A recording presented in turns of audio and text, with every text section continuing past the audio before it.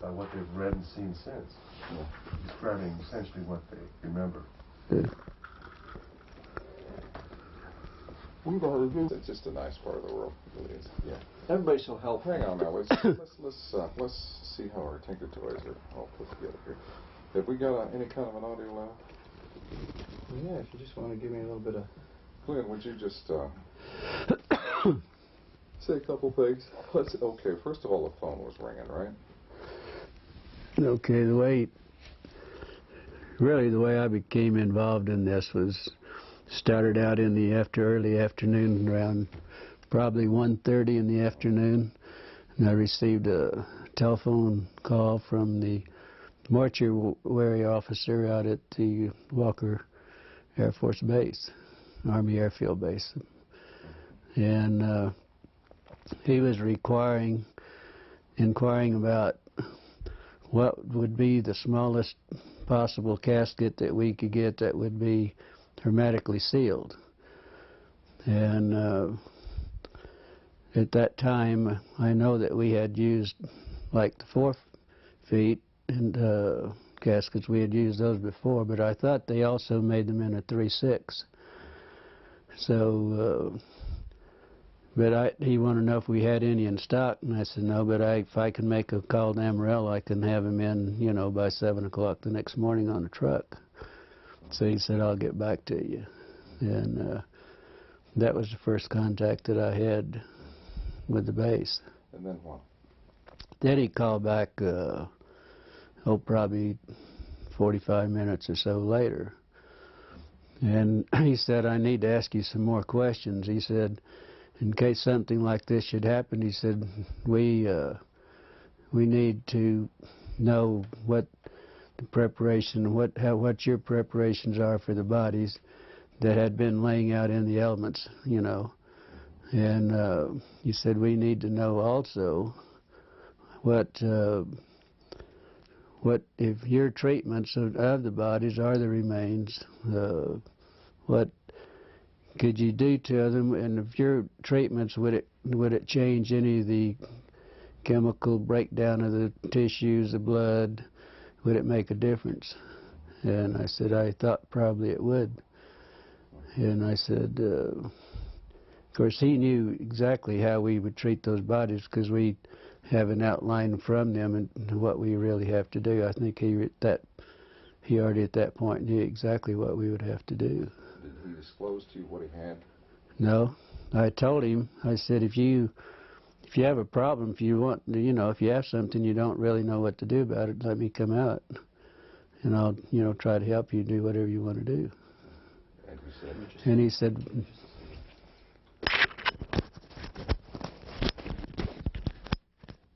okay. And he said, no, he said, let's just back up just a minute there. Let's start again with, you were saying you told him that you can come out and take care of what he had, right? Yeah. Why don't you pick it up from that point again? So, anyway, he said, well, we don't really have anything. He said, we're sitting here thinking in case we should get involved in something like this, what would be our preparation, should we do? Then I went through, I said, do you really want to know how we would do it? Well, yes, we would like to know. So that's when I explained to him that we would have the vats that we would fill up with formaldehyde solution with water, and we put the bodies in them, let them stay there for 24 hours, and then take them out, and then we would pack the bodies in, would be a sawdust and really a lime,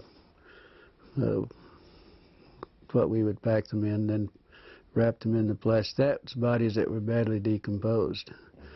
If there was tissue, deep tissue, we would have to do it hypodermically with needles to get to the deep tissue. Then we would have to aspirate the cavities if the cavities hadn't already ruptured, and then put some cavity fluid in those. I said that's, kind of normal procedure. Now, at one point, you finally offered to take care of it for them. Well, I offered 2-3 times, yeah. Can you review what that conversation from that point? You mean when I offered to take care of them? Yeah. He said, well, we don't really, right at this time, we don't really need your assistance. But he said, in case something like this should happen, then he said we would be prepared and we would know what to do. Then we got back onto the subject of maybe not damaging any of the chemicals, compounds or anything with the bodies, or tissues, whatever, because and they wanted, how would you pick bodies up like that, and what would you do not to contaminate any of it? Didn't this begin to seem a little strange to you at that point? Well, I thought maybe what happened, they might have had a VIP or, some officer and something that happened. Maybe they didn't want to keep it quiet, and they probably wanted to do it themselves, not be involved with the civilian businesses or anything. So, after these conversations, you were curious, and you went on out to the base, as I understand it. Can you review that? Well, I didn't go out to the base. Yeah, I was curious, but I didn't go out to the base, and probably a couple hours later, then I'd got an emergency call. There was an airman that was injured in an accident. And I took the airman to the base. He rode in the ambulance with me, and I took him out to the emergency room. And that's the way I became really involved out at the base. I didn't go out just because I was curious. Give me the sequence from the time you picked up the airman and just describe to me. Well, when I got the call, I left the funeral home, and the ambulance went to the scene of the accident, picked the airman up. I did not place him on a stretcher because he had a head injury in the nose. I think his nose was fractured. So I did some minor first aid, and then he sat in the front seat with me all the way to the base. When we got to the base, then he walked into the emergency room. I didn't have to take him in. They didn't bring out a gurney or anything. He just walked in on his own. Then I never did see him after that.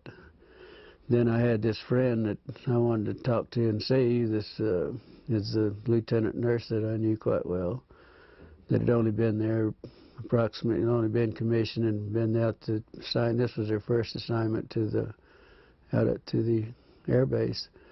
And I wanted to talk to her, and so I was going down the hall, and the first thing, the lady that the lieutenant that I wanted to see was coming out of one room, going across the hall to the other, and she noticed it was me. She said, "How did you get in here, and what are you doing in here?" And she said, "You better get out in a hurry." She said, "You're going to get in a lot of trouble." She said, "Would you please leave and get out of here in a hurry?"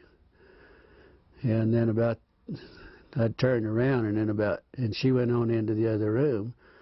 Then in about the time I turned around, there was another officer said, "Hey, wait a minute." And I said, "Looks like you had a crash." He said, "I see there's some, in the ambulances out there, I see a lot of wreckage." And I said, "Where was the crash?" And he said, "There wasn't any crash." And he said, "Just wait a minute." And then he said, "Wait a minute." And I, stood there for a minute. And he turned around, and evidently he must have waited for somebody else to come out, because there was another officer coming out. He said, "This man says there was a crash out at the base." He said he wanted to know he was inquiring about our crash. And this was when I encountered, he was a red-headed officer, and very nasty, very rough. He said, "You did not see any crash. There was not any crash." And he said, "You get the hell out of here, and you didn't see anything, and you don't talk to anybody." He said, "You're going to get in a hell of a lot of trouble." And I said, "Look, I'm a civilian. There isn't a damn thing you can do to me about it." He said, "No, but somebody might be picking your bones out of the sand." That's when he made the remark there. Then there was a black sergeant that was standing beside him. And he said, "Yeah, but he would make better dog food for our dogs." Of course, I didn't understand that, but my father happened to be an old trapper and for a hobby and everything. And I said, "My father uses guys like you for bait in these coyote traps." And then there was two MPs that joined me right on, took me outside, and each holding me by my elbows, and they escorted me out to the back to the ambulance and followed me all the way back to the funeral home. Now, as you were entering the hospital, you saw something in 3 trucks. Yeah, because usually where I parked, there was 3 field ambulances parked in the area where I usually park, where we back up to the ramps. So I just pulled up to the side in front of those and parked out in the front, and the airman and I got out and walked in. So when I got up, went up the steps and up the ramp, and I was walking, going into the emergency room, I noticed that the doors were open, but what was odd about it, there was an MP standing beside each one of the vehicles in the back, just standing there. And the doors were open. Naturally, I was curious, and, I just happened to look in. That's when I saw some debris, or it looked like parts of a plane or something, that they hadn't had a crash. Because I've seen them do this a lot of times, bring in pieces and the old ambulances in. Can you describe the debris? Yeah, I noticed in 2 of the ambulances there was some debris that was probably 2.5 to 3 feet, long and probably high, that was propped up on the side of the ambulance there. They were kind of in the shape of maybe like a half a canoe. They were like the front part of a canoe. And it looked like it might be aluminum, but it looked more like the metal looked more like stainless steel that had been heated. It was blue, kind of a bluish tint to it. But what was odd about it, it looked like around the curved part in the front of the canoe there was some designs or something. It kind of reminded me of maybe some Egyptian signs or whatever. And it was probably about 3 inches in high, and probably the length of what the wreckage I saw, it looked like it was the length. And the same thing was in the other ambulance too. I mean, I saw practically the same thing. The pieces that were practically the same size, and the insignias looked like whatever that might be was part of the wreckage. How did your friend feel about what she saw? Well, I didn't know really until the next day. And I called out. I kept trying to get a hold of her because naturally I was curious and I wanted to know what was going on. And so I called out the next day, and then probably around 11:30, she said, "I know you've been trying to get a hold of me, but I haven't been available." And she said, "Why don't you meet me at the officers club? If you have time, meet at the officers club, and we'll have lunch. And I want to talk to you." And the funeral home we had at that time, we had some of the businesses there had an associate membership to the officers club, and our funeral home had that membership, and also had a card to identify myself and what business that I was, associated with. So I had no problem. One time I'd go to base, all I had to do, a lot of times if it was in the evening, I'd have to stop and sign a visitor's and get a visitor's pass and then turn it in when I left. There was no problem going out there. So I went on out and met her. Beg your pardon? Tell me about lunch. Well, we, both ordered. I'm not sure, remember what we ordered, but it was just a light lunch. But she was so upset. She looked like she was, in shock, because what she really talked like and looked like. And she said, I said, well, I was just curious. The only reason I want to talk to you was curious on what happened. And she said, well, you won't believe it. And she says, I don't believe it either. But she said, I got in a lot of trouble on this thing. I'm not real sure about this. But she said, then she pulled out of a little purse or little pocketbook, whatever she had there.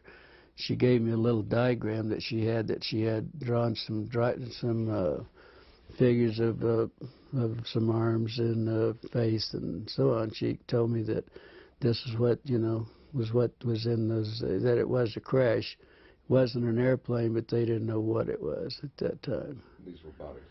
Yeah, but she said we have 3 bodies. There was 3 bodies. She said 2 of them were very mutilated. one looked like it might have walked out, or that it, might have lived a little while. And she explained they were like 3.5 feet to 4 feet tall. The two of the bodies were you couldn't identify much because they were practically destroyed, and it looked like maybe that they might have been a predatory animal or something might have been doing some damage on the bodies too. How did she describe their head and their hands? Well, she said the head, and then the little drawings that I had, the way she explained it and the way she drew it, that the heads were somewhat larger than a human heads. The hands were long, no thumbs. It was just the long, very delicate fingers at the end of on the underside at the tip of each finger was a pad-like, maybe a little pad, but it looked like the skin had maybe a little suction, like the little suction cups on those. On the no fingernails on the hands.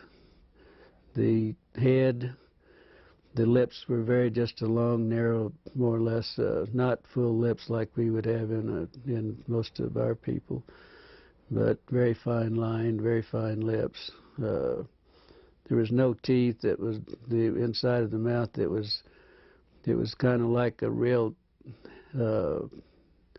gums. Maybe it was. She said to explain it. It was almost as hard as if it was rawhide. Maybe at that. The ears. There was only 2 small orifices on each side of the head with looked like a couple of small lobes that might, some way that might cover both of those. But there was not a protruding ear. And also that the nose, there was only 2 small orifices in the nose. There was really no nose that was convex. It was all just flush with the face. Was she emotional about all this? Very much so. Very emotional. She would have to stop and drink water every once in a while, and also she never touched a meal. All the time we were talking in an hour and a half that we were there, she never touched her meal. Any other demonstrations of emotion? Indications of how she was upset?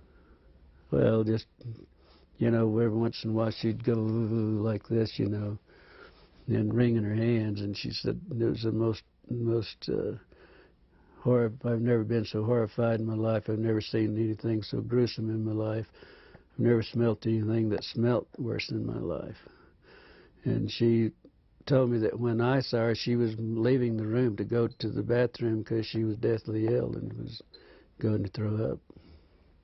Did she recognize any of the doctors by the examining the body? She told me, she said, I asked her that question, which of the doctors, and she said, I don't know that I knew them, and that was her answer.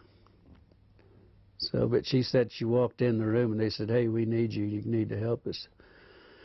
And that was the way she became involved in it. And then she got ill. The doctors also became very ill. They would have to do a little examination, then they'd have to leave and go sit down, and then they would come back and do a little bit more. It was that bad. After your conversation with her at lunch, can you describe what happened next?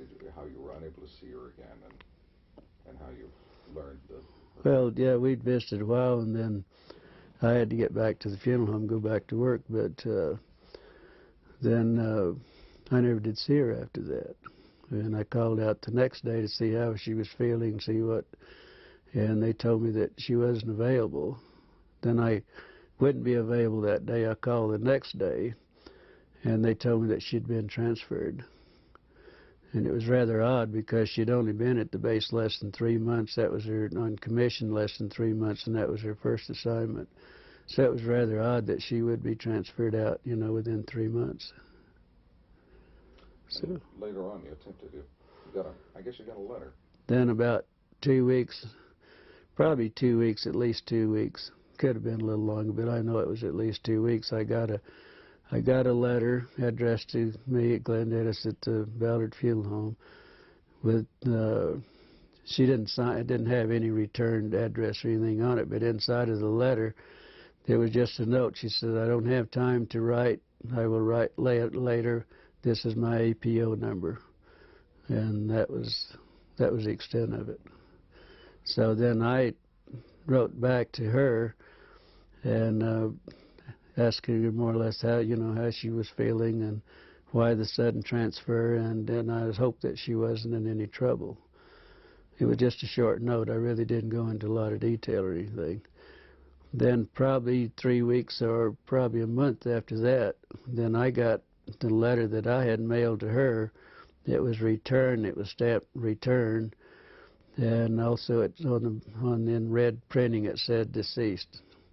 And that's the last time I ever heard anything about it. Then, well, then I went out to the base a few days later, and I was talking to one of the nurses, and I said, whatever happened to the lieutenant? And she said, well, the rumor is that we heard that she was killed with 5 other nurses in a training mission in a plane crash. And that was it. No indication of where? Well, it was in London, England. She said in the note that she sent me that she was in London, stationed in London. And that was it. That's the last time I ever heard. Do you believe that she's dead? No, I don't think so. After all that's happening and after, threatening me and everything, I doubt very seriously that she was. I would hope not. What would you like to say to her if she happened to see this? Well, if she happened to just see it, if she feels like if she wants to talk, if she feels like I would like to hear from her, yes. See what's been going on in her life and why she wasn't able to contact me. If she, feels like it.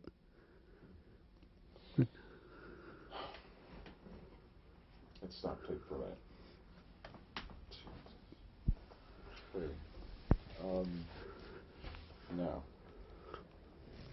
the sheriff told your father you were in trouble. Okay, what happened there? Then the next day after I was there, when I had the problem with the officer and the black man, I was told my father was contacted by our sheriff, George Wilcox, which was a very close friend of my father's. They were very good friends. And he called to see if my father was home because he wanted to come out and talk to my father. And he did so, and he told my father that there was a black sergeant from the base that came to his office, was inquiring about who my parents were, my mother and my father, if I had any brothers or sisters, and all, wanting to know what my personal family, who they were and where they were. George said that he knew I had some family, but he didn't know, where they were or anything else. So anyway, he told my father that he did contact my father, and he told my father that he thought I might be in some trouble. And but they evidently didn't explain why I was in trouble. So, first thing my father did was get in his car and come to the funeral home. He said we had to talk because he and I were very close. We were real good friends. The best friend I ever had was my father. He said, I've got to talk. He said, if you're in trouble, he said, we've got to do something about it. And I said, I'm not in trouble. He said, well, you are. He said, George Wilcox told me that you were in a lot of trouble and that you got involved in something that you had no business getting involved in and that you could be in a lot of trouble. And I said, so I told my father the story. And he's the only man that I've ever told this story to until I talked to Stan Friedman and to you people, and that's it, period. And I did tell my father what the story was. Of course, it was, it was unbelievable for him.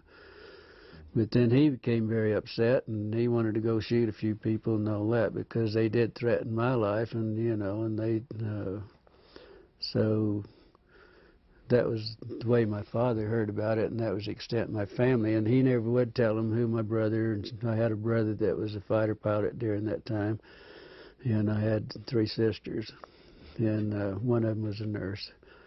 But he would never tell him anything. And so he didn't tell the sheriff or anybody else, because the sheriff was supposed to call him back and give him the names and where they were at, and he wouldn't do it. Let's get back to your friend. Did she express an opinion as to what she thought these beings were? Did she think they came with the? Well, the only remark that she ever made was that they definitely weren't humans as we know humans, but they could be from another planet. Or the doctors were explaining this, that they couldn't be from our planet. They had to be an alien, or had to be something else, but not in our planet. She had a phrase she used to describe how they looked to her. You remember that? You were telling me, like little black Chinamen. Well, she said that. Well, of course they were. First thing she said, they were black. They were just as black as they could be, but probably laying out in the elements in July in Roswell with 105 to 110 temperature every day and 80 degrees or so at night. I mean, that wouldn't be uncommon, because we picked up a lot of sheep herders of people that have been found dead that's laying in the desert, for days and bitten by rattlesnakes or whatever.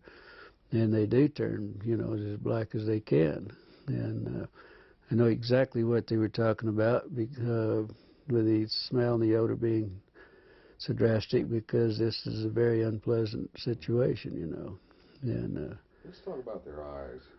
How did she describe their eyes? Well, she said that, of course, their eyes were set back into the skull. Oh, and it was I thought it was interesting also that she said their skulls, the doctor said their skull bone structure wasn't like ours. It wasn't actually a bone. It was probably a real heavy cartilage. It looked more or less like a newborn baby. The skull was very pliable. You could mash on the skull and it would, it would give. And so the bone structure, bones not like our bones. It was our skull and everything. What about the bones in the hands and arms? Said very fine, very delicate. The arm bones, like the radial and the ulnar and in the arm, that was so fine that he doubted if they could lift. She said they doubt if anyone that size and the arms that could lift 50 pounds on the earth or anywhere else. They doubted they had that strength. But she said the one that hadn't been mutilated to a great extent, it reminded him of a real small ancient Chinese person, no hair at all, and very, very delicate skin. In fact, he said the skin would look like they could almost see through it, almost transparent. Why don't you give me a paragraph on the ears and the nostrils? Well, the ears, like I think I stated to you, that the ears, there was a couple of small orifices, one on top of the other, with two little lobe flaps, one over the other. They didn't really know if they had any significance, how they worked or what. They didn't go into that. The nose was only a couple of very small orifices, holes right there, just above the lip line. But it had, there wasn't anything covering it. And it was just like two small indentations there, and that was it. Said it was very unusual. Does anyone else, Don, Phil, do you have anything that you think you're talking about the hands. The hands. Yeah. Describe the hands. The hands, well, there was one hand. There was one hand that evidently wasn't attached to the arm. And she said that where she got sick and left the room was that this doctor had the long forceps and picked the hand up and turned it over. And that's when they noticed. Now, there wasn't any thumb. None of the bodies had any thumbs or anything. They were just long, very fine, very delicate fingers, no fingernails. But right at the tip of each finger, it looked like there was a pad. And in this pad, it looked like it might have had very small they were like little suction cups, but very minute suction cups. The doctors, that's the way he explained it, that was looking at it. Let's have tapes right now. Okay. We need to get the arm as well. Okay, yes, the Which arm. goes with that. We need to go about the arm. I'll see, too, that we get some dubs of other people's interviews. I just go to Kmart or wherever and buy the. I think we have the tape going now. Why don't we start with the thing? How they do Well, this? he talked about the hand, so for continuity, it might be good to go to the Oh, arms. this will all be edited anyway, but we can start wherever you like. You want to go with let's start with the arms, okay? Anytime. Oh, we don't forget the camera. Seeing if he was ready. It's not there. Yeah. It's not there. That's all right.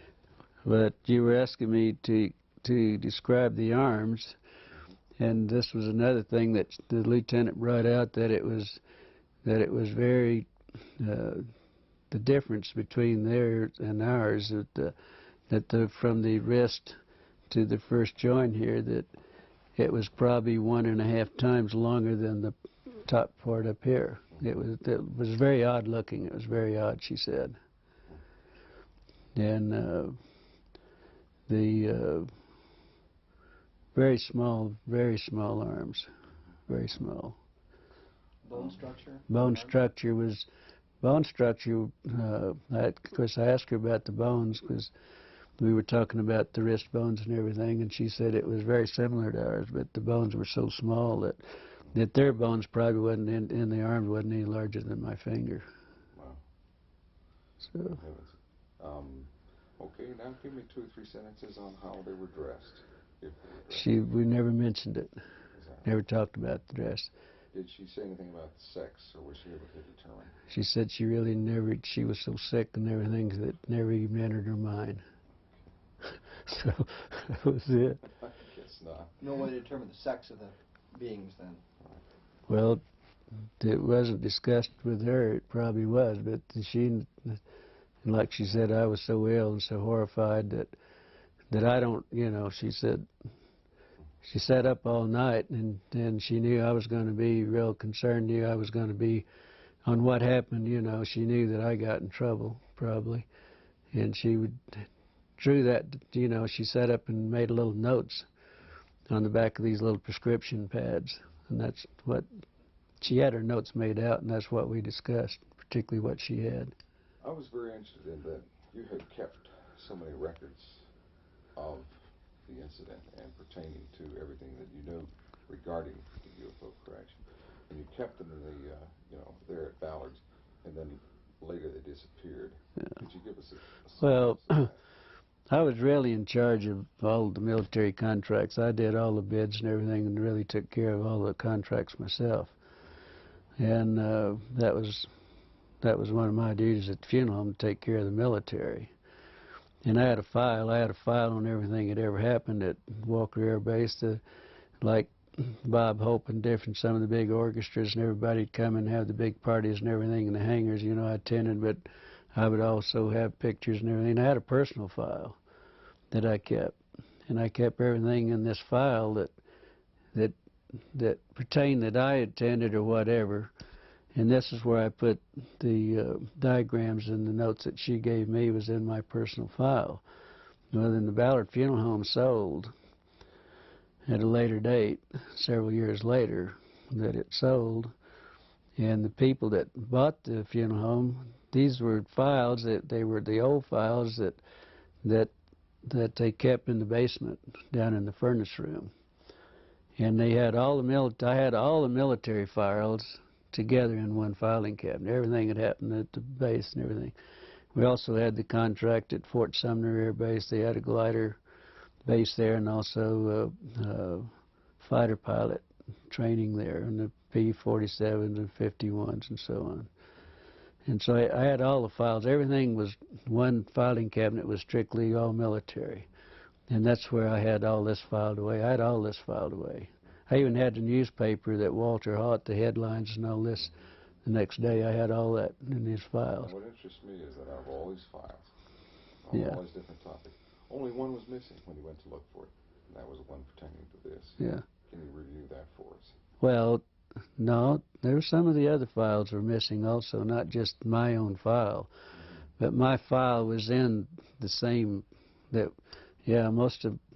my file was gone. But there was also some files, they had destroyed most of the files that were pertaining after certain years. They just gotten rid of them. and they told the manager of funeral home, that's the manager there, name Raymond Otero, also told me that he knew my file was there. Joe Lucas, that was manager at that time, knew my files were there, and he and I'd had some personal problems, and he said, get rid of his damn files. We don't want anything that remind us of him. And that's where the files went, really. There was some discussion about how to preserve the bodies, Right. dry ice and that sort of thing, and you kind of addressed Oh, that, well, where they got the ice and things. Then the mortuary officer, what would you do if you had to ship one out? And but you couldn't do anything to it. I mean, that you couldn't, do any treatments or anything. What would you do? I said the only thing you could do is that I would suggest that first thing, if you have a problem, don't want to destroy any of the tissue, any blood cells, anything that you don't want to destroy, I would suggest that you contact a pathologist. And I said, I'm sure the Army Airfield, somebody's got some pathologists around. I didn't know that they had one in Roswell, but I said, if I were you, I'd call a pathologist and ask him how he would like to have it done, or whatever you're going to do, or whatever it is. You better do what the pathologist, because he's the one that's going to do the autopsy and make the reports. But I said, the only thing I know you could do is just go to Clardy's Dairy or Sunset Creamery, we had 2 at the time, and buy all the dry ice you can and pack them in dry ice, if that's possible. And that's what I suggest that they do. Excuse me, Glenn, you're hitting my mic with your Oh, thumb. sorry about that. It's all right. I've done it at least 8 times Oh, already no, it's this not week. personal. No. Okay, what do you think? I think, as a suggestion, you might want to do that part again if you think you'd like to use it, because The dry ice? you probably hit it just a few times. And it might Oh, sorry about that. Isn't this picky business? Glenn Dennis, take 2, Clardy Yeah. Dairy. All right, let's go back and go over the dry ice then again. Well, okay. What I suggested that to the mortuary officer, I suggested this to the mortuary officer and we discussed this probably for 20 minutes or better on the telephone. And I kept telling him, hey, if you have a problem, if you got something out there, if you need our services, we have the contract, I would be glad to come out and help you take care of it. And he said, no, this is for future. Kept always referring this was for future use in case we did have something. But then I said, well, first thing you better do, you better get a hold of a pathologist. I don't know whether you have one at the base, but I know you probably have the top pathologist, something similar to those words. And I said, that's what I do, and you better let him give you the instructions, and then you better do what he tells you to do, because he's the one that's going to do the autopsy. And if it's this sensitive, you better do what he tells you. But I said, the only other suggestion I can make, that you go to Clardy's Dairy or you go to Sunset Creamery, buy all the dry ice you can and pack whatever you have, whatever the problem is, you better pack it in dry ice and then do whatever you have to do with it, because that's the only way. They tried to put it in the morgue. Out at the morgue, they had 2 refrigerated body compartments that we used to put them in, and then we would go out and get the bodies from there. But they always brought the airmen to us, but on the dependents and everything, we went out for them. But they weren't cold enough, and it became so offensive, they were afraid they were going to, we were going to upset everybody in the hospital. So they later moved them over to a hangar. And that's the last that she knew anything about them, too. The lieutenant knew anything about them. But she didn't know how they moved it or anything about it, but they were taken to a hangar. Because the odor was so offensive, like they said, it was upsetting everything. That's great. So. Fantastic. Yeah. Did she ever tell you where she thought or where she was told the bodies went from Roswell? I'm sorry? Where the bodies went from Roswell? Did you know where they were shipped out? Did you know where they went? She didn't know. She never told me. She never mentioned any, no suggestion whatsoever. She just said that the last she heard, they were in a hangar, and that's all she knows. And we never discussed anything else. I guess if that takes care of everything, would you like to watch it? Well, there's a portion of it just to get an idea. You don't need to watch the whole. Sure. Let's turn it around and watch it. Do you